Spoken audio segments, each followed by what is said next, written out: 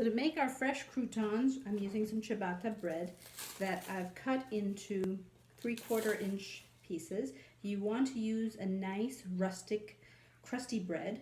No sandwich bread here because you want it to hold up to what we're going to do to it next.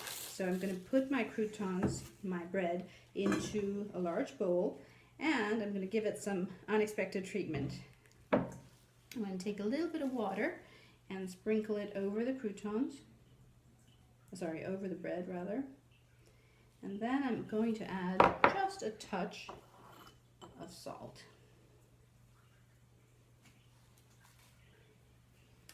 What I'm going to do next might surprise you. So I'm going to mix it up with my hands. Hands are the best tool in the kitchen. My hands are clean. Mix it up and squeeze gently to get the moisture into the croutons. Does this seem counterintuitive to you? Well, what happens when you add water to the bread is two different things.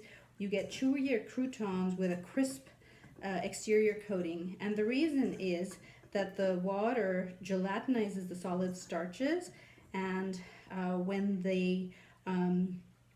they're cooking, the cells hold and absorb the water, so you get a nice chewiness on the inside, but they also break sugars down in the starch down into smaller sugar molecules, and that includes glucose. And as we all know, sugar, including glucose, promotes browning. So what you're going to have is croutons that are nice and crisp and brown on the outside and have a slight chewiness on the inside.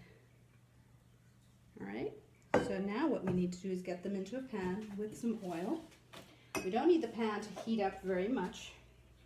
Just want to get the oil in there and get our croutons in. Sorry, I keep calling them croutons, but they're not yet croutons, they're bread. Get our bread pieces in there as well. Use one to get the oil off of this before I put my burner on.